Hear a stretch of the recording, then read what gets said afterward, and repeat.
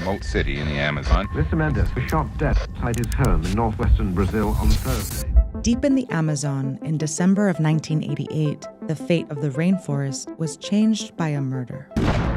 In the small town of Chapuri, Chico Mendes was shot and killed. Chico Mendes Filho was shot dead Thursday night. The victim was devoted to preserving Brazil's irreplaceable rainforest. He paid for that, apparently, with his life. 2 armed guards had been hired to protect him. But they were inside his house when Chico was hit by a bullet in his backyard. Chico had led the fight to protect the largest rainforest on the planet. It was a fight that alerted the world to the exploitation of the Amazon and changed the makeup of the rainforest for decades to come.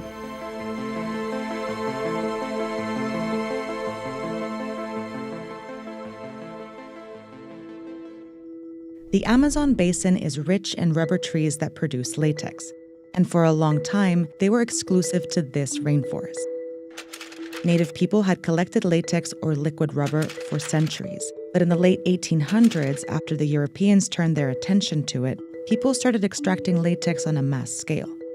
It became a valuable material in rapidly industrializing nations where motor cars with rubber tires started hitting the roads.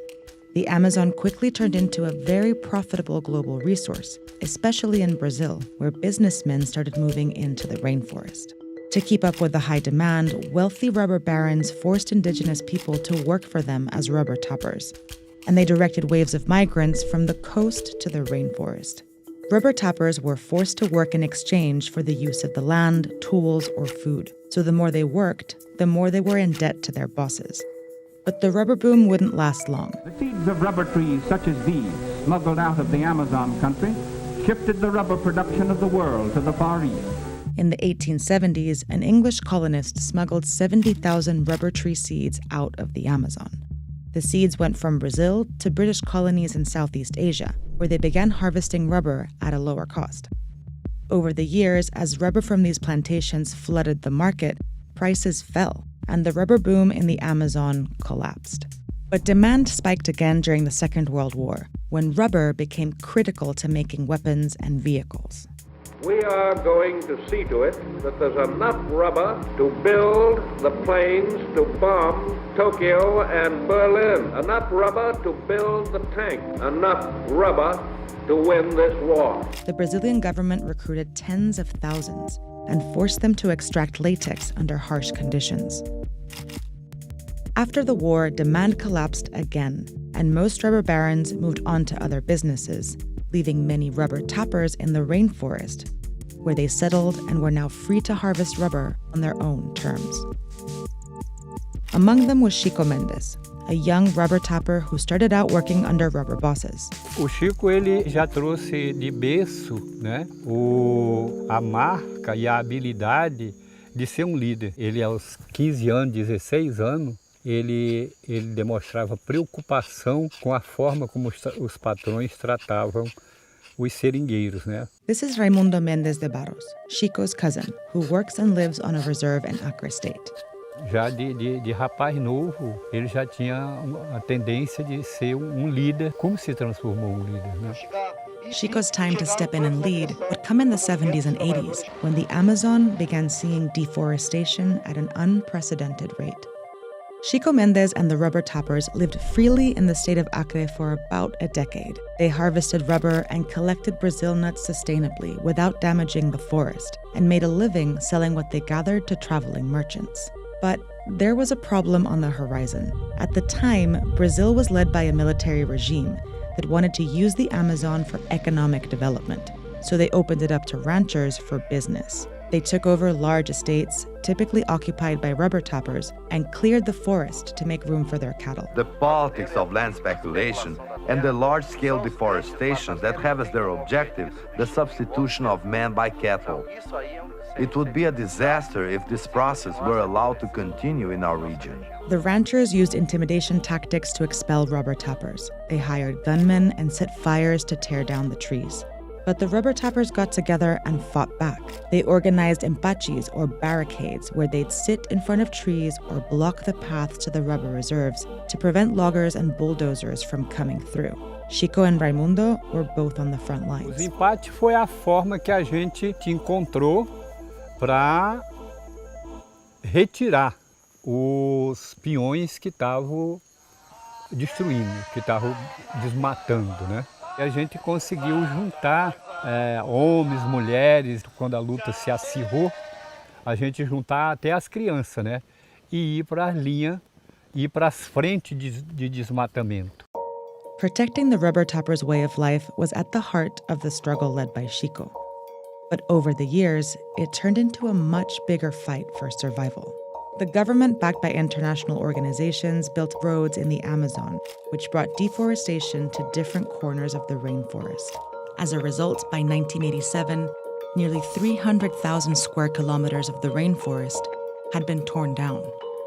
The fight to prevent deforestation extended throughout the Amazon, and Chico became its spokesperson on a global stage. Chico Mendes.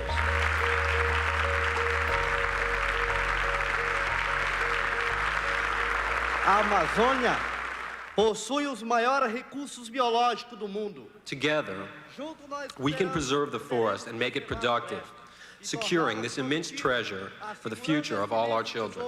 Muito obrigado.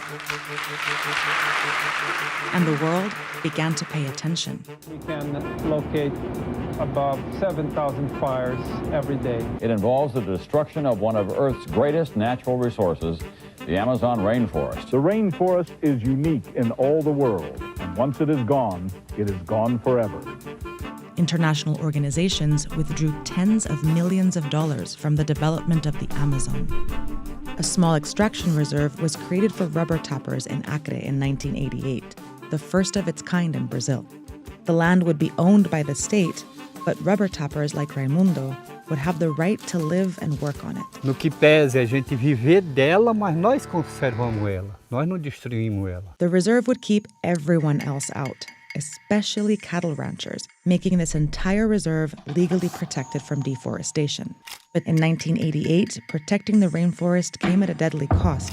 89 environmental activists were killed that year alone. I've already escaped 6 attempts on my life from the enemy.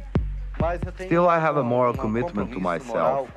I cannot abandon this struggle, even if one day I should be struck by an assassin's bullet.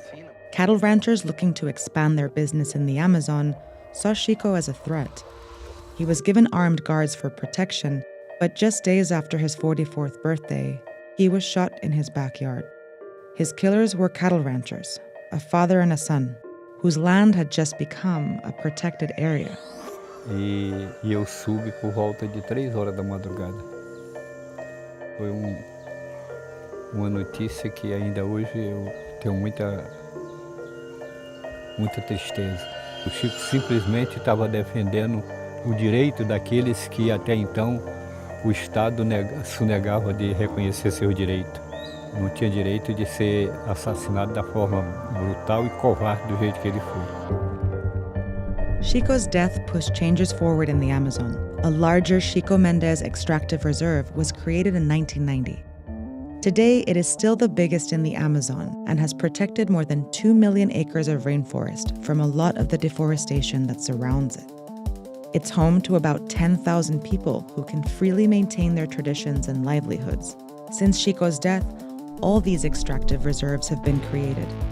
There are more than 100 spread throughout the Amazon. But the fight isn't over. Brazil's current government has pushed for more economic development in the Amazon, while downplaying Chico's struggle. Essa faz quem é o Chico Mendes nesse momento? Eu queria a sua visão. Para mim, eu sou muito pragmático. É um homem reconhecido pela ONU, uma liderança reconhecida pela ONU. They've also scaled back efforts to preserve the Amazon, leaving protected areas at risk all over again. Nearly half of the deforestation is taking place in protected areas, including the Chico Mendes Reserve, where ranchers are reportedly persuading rubber tappers to clear their land for money. Os próprios seringueiros, inclusive deles que fizeram parte da luta, né, hoje estão se dando a prática, né, de desmatar para criar gado. But some, like Raimundo's son, are committed to keeping Chico's legacy alive. Para frente, mas a gente vai estar sempre lutando para a gente proteger isso aqui que os nossos pais, conhecidos, amigos nossos pais, lutaram e nós estamos juntos para defender a causa deles. No primeiro momento ele pensava que estava defendendo os seringueiros e a floresta, mas depois ele se deu conta que estava fazendo um trabalho em defesa da Amazônia e do mundo.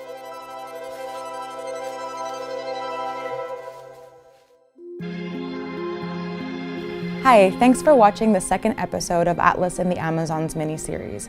I want to take a quick second to thank the filmmakers who filmed Chico Mendes and the Amazon in the 80s. That footage was crucial in allowing us to tell Chico's story and the role he played in trying to protect the Amazon. We are very grateful to them.